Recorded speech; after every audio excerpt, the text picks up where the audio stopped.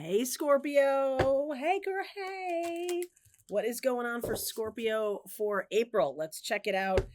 In the extended, I will look at the astrology just to give you a heads up about this right now.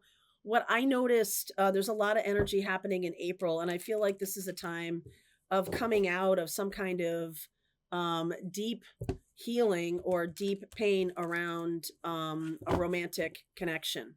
So if you had a really big breakup or a divorce or something like that, I see you moving on from that, which is great. So we'll talk about that in the extended.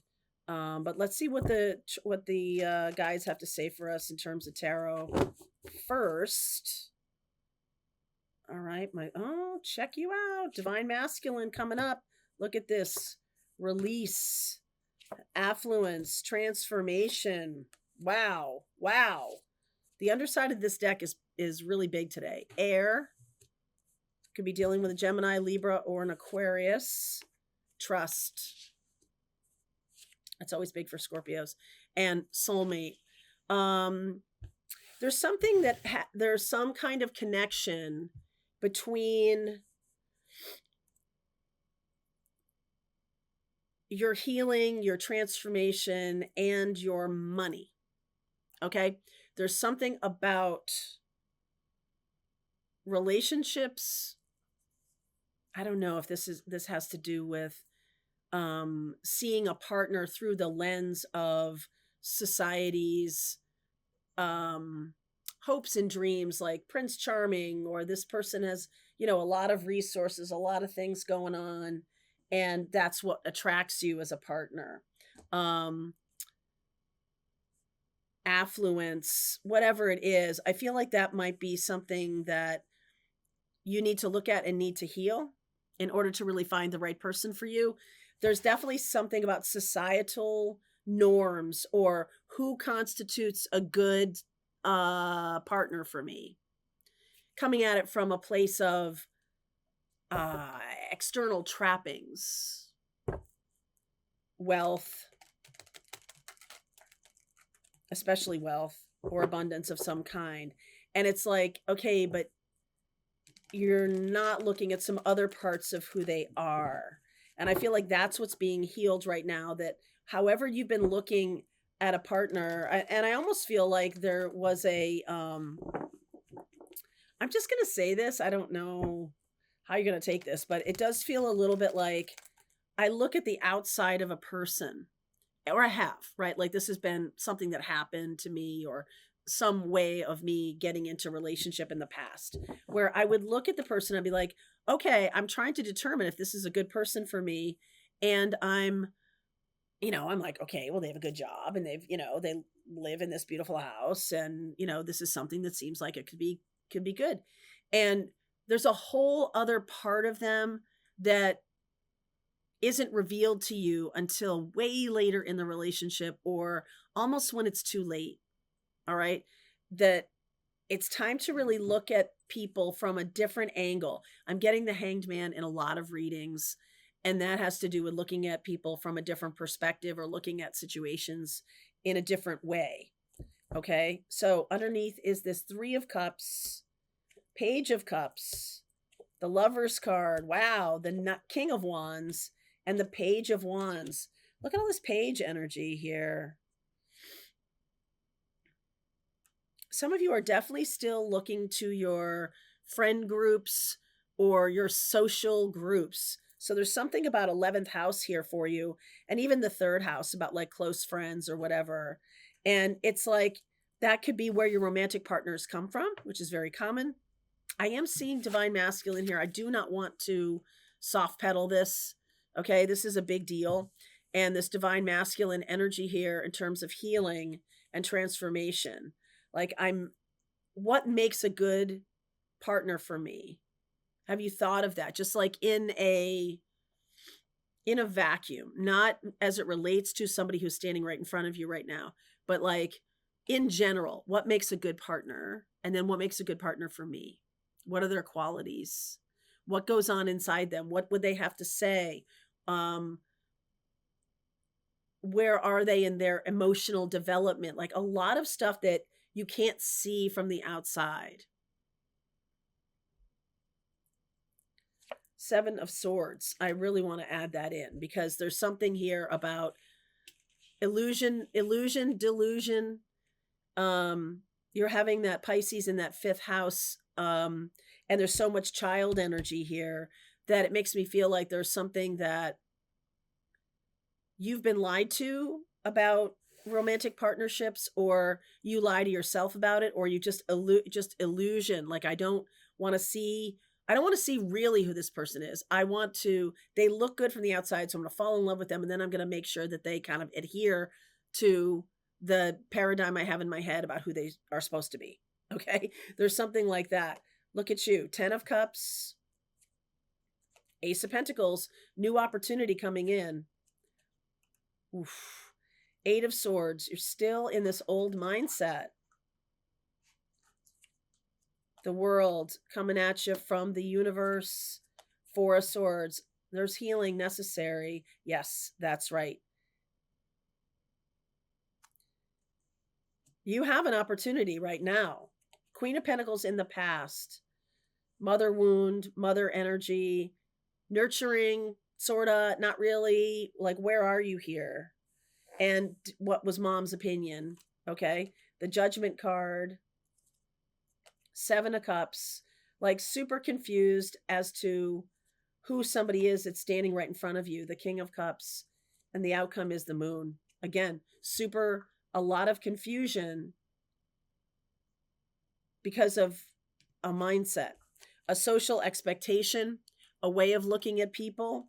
So I bet you that if you and I sat down, went to lunch, and I asked you about your best partner that you've been with so far, or somebody who had really matched up against what you expected. I bet if we talked about your romantic history, there would come a moment when you might see that there's like a through line.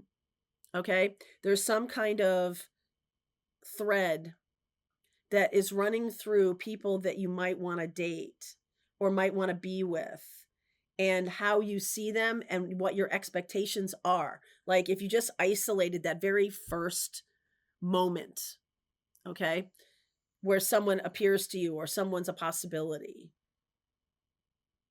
I feel like there's a lot of childhood energy that needs your attention before this happens, because I'm getting a lot of confusion and fear here. And if if your divine partner is coming down the path, how you discern that person is going to be of utmost importance. You have an opportunity here for something real. And if you can't see it, then it's not that like nothing really meant for you passes you by. But what happens is it's like it's going to have to go around in a cycle again. You're going to go through a cycle of either choosing somebody incorrectly or not choosing at all or something like that. You're showing up as this Judgment card, which is kind of like, I'm at a crossroads here, and I'm really, because you're showing up as the 10 of Cups, also, I really want love in my life. I'm asking the universe for love. I want that. You've got a couple aces here too, and a lot of pages. So there's this beautiful fresh energy, the World, the closure. It's definitely the Trust card that is really speaking loudly to me, especially if you've made some choices and they haven't worked out, or you've really chosen based on one criterion that you may find now not as important, or maybe even more daunting. It's become more important to you. It's more important that this person is wealthy or has whatever they have externally, but the internal is not really part of the equation. But you're now starting to be aware of that, which is half the battle. Okay. And I like the healing energy here. Empress energy. The 8 of Swords, the mindset that we're talking about here. Don't want to listen to the truth about something. Yes, that's right. The Sun and the Aces are yes. I I feel like you don't listen, like if your friends tell you some kind of truth about somebody, you may have blown that off, or you may have thought that they were being jealous or something like that. What else about this Eight of Swords?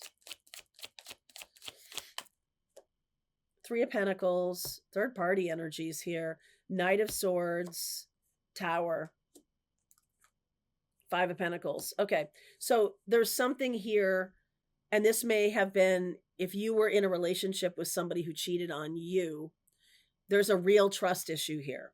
And it's not Scorpio in the general sense. So this may or may not be you. I'm not trying to paint everybody with the same Scorpio brush.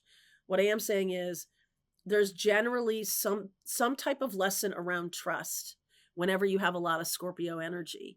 And it usually has to do with, can I trust myself? Or I'm looking at other people and saying, I can't trust other people, but not realizing that this is about you being able to be discerning and trusting yourself. So when someone comes across the path, I chose that person and then they ended up cheating on me. And so there's a sense of like, everybody is a cheater, or I can't really go down that road, or it really has kind of turned you upside down a little bit here. So in the extended, I will talk more about the astrology of April. I do see here moon energy. We just went through an eclipse in Aries, which is very powerful energy. And I'll talk to you about that. I believe Aries is in your 6th house of health and well-being. Neptune has also just moved into Aries. So this is a time of you really to take up the mantle of being healthy, making choices that are as healthy as they can be for you. And that still says to me that sometimes we choose people who aren't healthy for us, but we have the opportunity right now to do a lot of healing work here, so that we're not perpetuating the same cycles over and over again.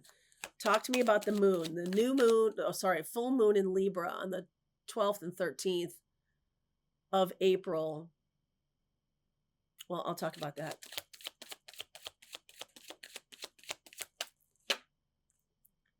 New path. New path. Love showing up. A little bit similar to Sagittarius here. We've got the Cancerian energy, another water sign. We've got the 6 of Wands, and we've got the Queen of Cups. So lots of water, lots of feelings flowing. You as a Scorpio have Cancer and Pisces. You're trining them, which means there's nice supportive energy. And it's almost saying to me that there's been a lot of support for you, especially if you were cheated on or you had a bad situation, but you're still sort of hopeful and wanting a life with another person, but like afraid to go into the depths of someone's soul, which is absolutely what Scorpio is here to do, to be able to see through the facade. I almost feel like some of you feel like you've lost that talent because of whatever happened in the past.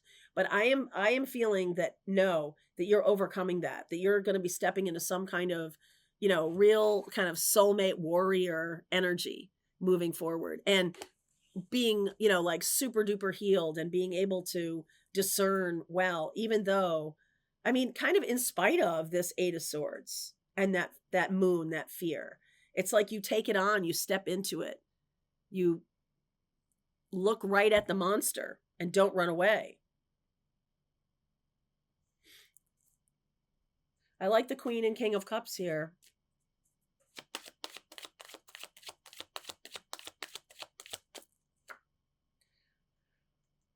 Okay, 4 of Pentacles, 5 of Cups, 8 of Cups.